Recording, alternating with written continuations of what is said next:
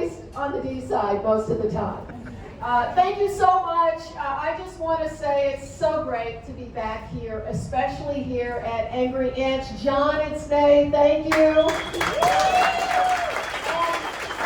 I know it doesn't surprise any of you that I had him pour me a beer, but this is the never-ending IPA, and I helped brew it on Brew Day here, just so we all know. Try out the never-ending, I helped brew it.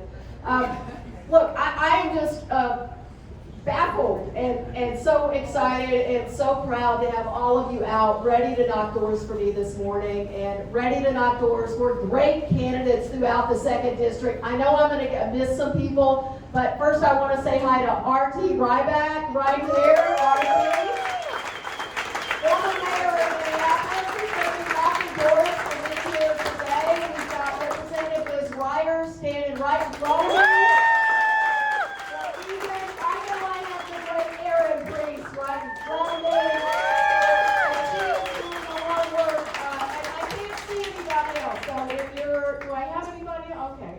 Work your way to the front, I'll introduce you. I learned a long time ago if I'm in a room full of politicians, never forget to introduce them. Otherwise you get yourself in trouble. Well look, when Jamie Raskin talks about Thomas Paine and the history of the revolution in this nation, I would just remind every single one of you that this district was in Republican hands for 70 of 80 years before we won this seat in 2018. And the reason we won this seat is because so many of you who had not previously been involved in politics got up and said, this is not the country that we believe can exist. And you got off the sidelines and you got involved and you formed groups like Indivisible, people like Karen Gallagher up here at the front. Still giving them hell every single day.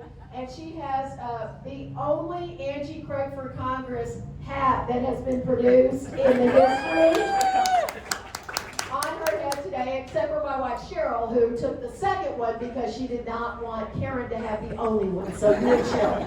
I think we have a limited run that we're going to be offering up here online in a few days. But all of you who got off the sidelines in 2018 and said, this is not who we are as a nation, this is not who we are as a country. And we like to do hard things in the 2nd District of Minnesota. As you can tell, I like to do hard things. And this election cycle in particular, it's hard. You know, history says the party in power loses seats in a midterm.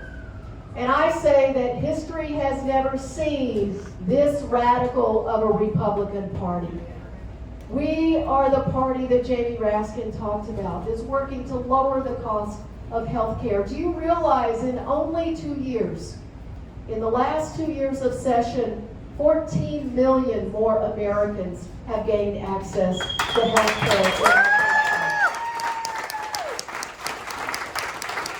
And when I think about where I've been focused in the last 2 years, allowing Medicare to negotiate its pricing, capping senior drug costs at $2,000 a year, $35 copay for insulin, and I'm not done yet fighting for those on private health insurance and for those who have no health insurance. We are not going to give up until we get that done. Extending the ACA tax credits, the bipartisan infrastructure bill, which Tyler Kissinger said he would have voted against.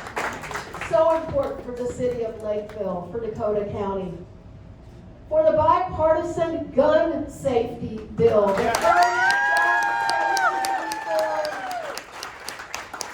in decades for the largest package to address climate change in our nation's history. And I will just say, I am willing to work with anyone. You all know that. President Trump signed 4 bills into law that were authored by me. I will work with anyone who has a good idea for the people of the 2nd District, but you sure know that I will stand up to anyone who has an idea that is going to hurt my constituents. People like Jody and Dave. Jody was paying thousands of dollars every single year for her insulin. People like the Krugers, who got caught up in the ACA's family glitch and they couldn't afford their health insurance. People like Katie Slivko.